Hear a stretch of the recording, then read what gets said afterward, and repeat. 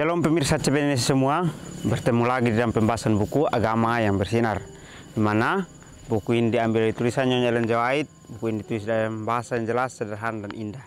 Sifatnya memberi petunjuk kepada orang yang rindu untuk belajar, pengharapan sejati bagi semua orang, dan memberikan kita kelegaan bagi yang letih dan kegembiraan bagi yang berada dalam kesedihan.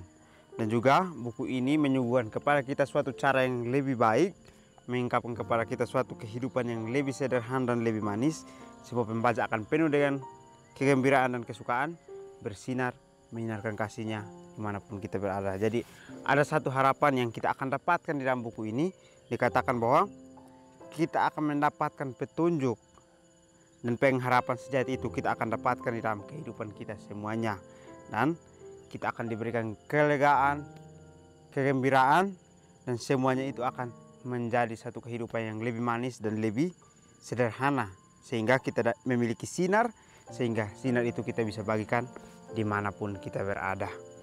Bacaan kita kali ini judulnya Sarah karena dia mendapatkan anak. Ayat intinya terambil dalam Kejadian 21 ayat 6. Berkatalah Sarah, Tuhan telah membuat aku tertawa. Setiap orang yang mendengarnya akan tertawa karena aku.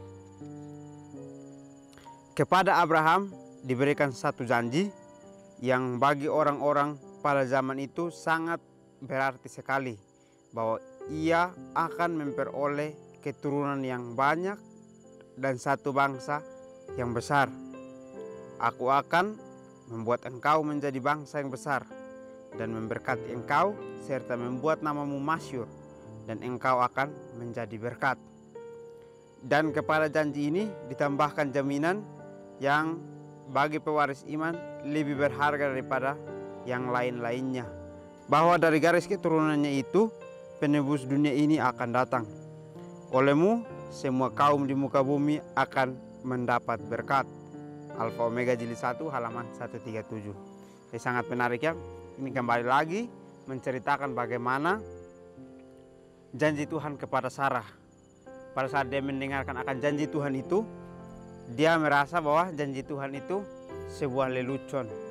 Tetapi di sini dikatakan bahwa semua orang yang Tuhan sudah janjikan adalah satu berkat di dalam kehidupannya masing-masing.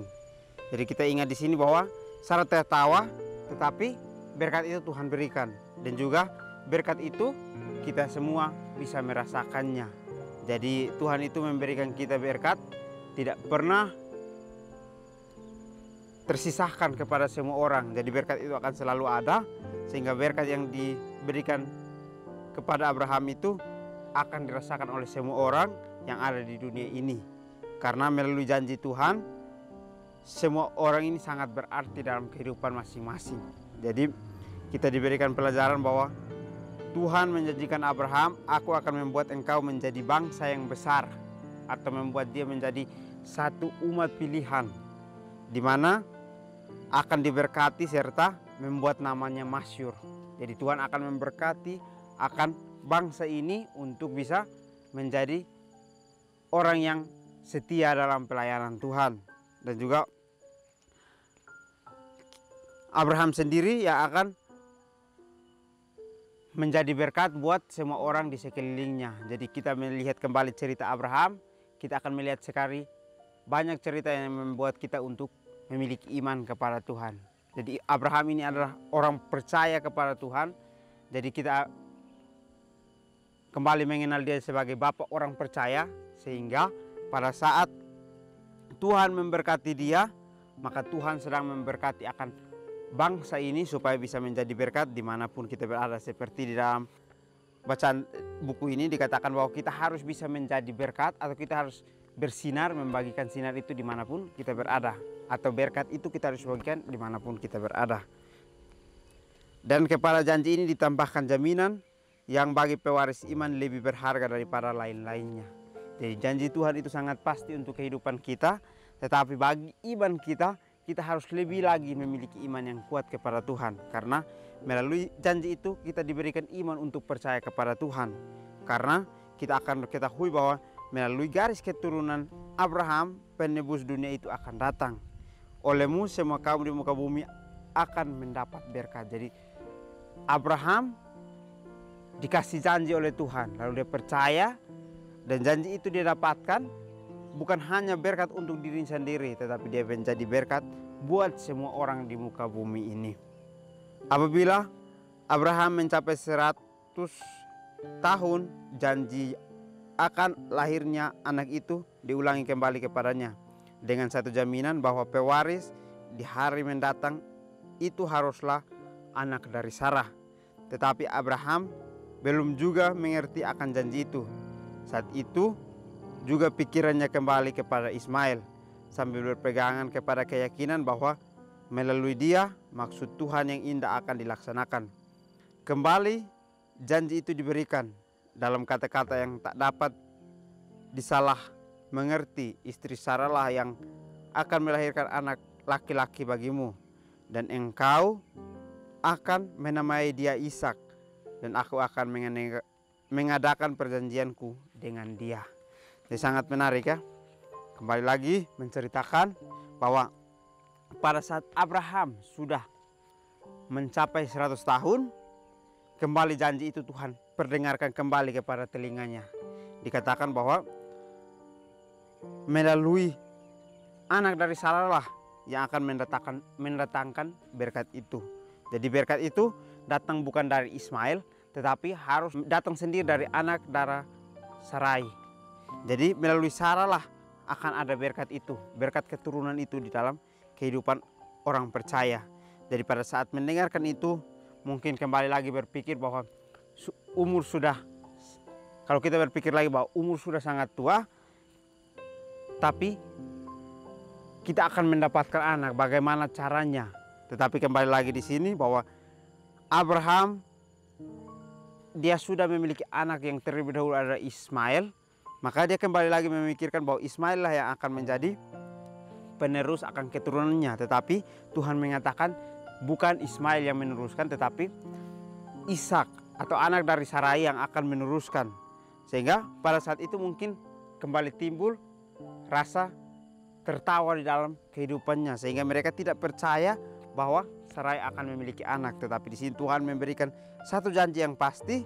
Dia memberikan kepada Sarah anak melalui Abraham, supaya melalui Sarah anak itu lahir, maka bangsa itu akan diberkati. Sehingga pada saat Sarah mengandung, anak itulah yang sudah dilihat oleh Abraham bahwa inilah janji Tuhan yang sungguh-sungguh diberikan kepada kehidupan kita. Jadi melalui Ishak Tuhan mengadakan perjanjianku dengan dia. Jadi Tuhan mengadakan perjanjian ini bahwa melalui Ishak lah berkat itu akan ada di dalam kehidupan kita di bumi ini. Lahirnya Ishak setelah ditunggu lama sekali, yang berarti kegenapan dari harapan yang diidam-idamkan itu telah memenuhi kemah Abraham dan Sarah dengan suasana kegembiraan. Alfa Omega Jilid 1 halaman 164 dan 165. Jadi pada saat Ishak sudah lahir, maka orang semua kembali berpikir bahwa inilah harapan dari kegenapan. Karena yang ditunggu-tunggu selama sekali ini sudah Tuhan jawab melalui Ishak yang sudah lahir ini. Jadi semua orang menantikan akan harapan ini, tetapi Tuhan memberikan itu harapan itu tepat pada waktunya, sehingga memenuhi kemah Abraham dan Sarah dengan suasana kegembiraan. Jadi mereka yang awalnya menertawakan akan janji Tuhan itu, kembali mereka mendapatkan kegembiraan yang Tuhan berikan. Dan mereka percaya bahwa melalui Tuhanlah kita dapat memiliki akan iman itu. Menunggu waktu yang lama bukanlah satu hal yang mudah, tetapi menunggu dengan setia kita akan diberikan satu harapan bahwa iman itu akan terus bertumbuh setiap harinya. Berkatalah Sarah, Tuhan telah membuat aku tertawa. Aku telah melahirkan seorang anak laki-laki. Ishak adalah kebanggaan dan kesukaannya. Kehidupan Sarah terikat di dalam hidupnya. Alfa Omega Jilid 1 halaman 168. Baik, di akhir pelajaran kita kembali lagi ditekankan bahwa Sarah telah Tuhan buat untuk tertawa atau untuk memiliki rasa bahwa tidak mungkin ini terjadi. Tetapi pada saat ini sudah terjadi, dia merasa bahagia bahwa dia bisa melahirkan seorang anak laki-laki, yaitu Ishak, melalui anak kedarannya. Dan Ishaklah adalah anak kebanggaan dan kesukaannya yang Tuhan akan berkati untuk kehidupan menjadi berkat buat kita semua hingga pada saat nanti kedatangan Tuhan.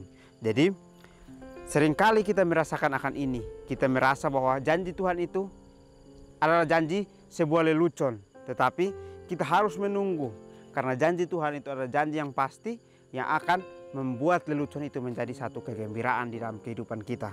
Jadi biarlah melalui firman ini kita dapat kembali diingatkan bahwa apapun yang kita tertawakan atau kita tidak yakin tentang Tuhan, Tuhan akan menjanjikan itu menjadi satu kegembiraan, satu iman pada saat kita terus mengimani akan janji yang Tuhan berikan itu. Biarlah firman ini dapat menguatkan kita semua.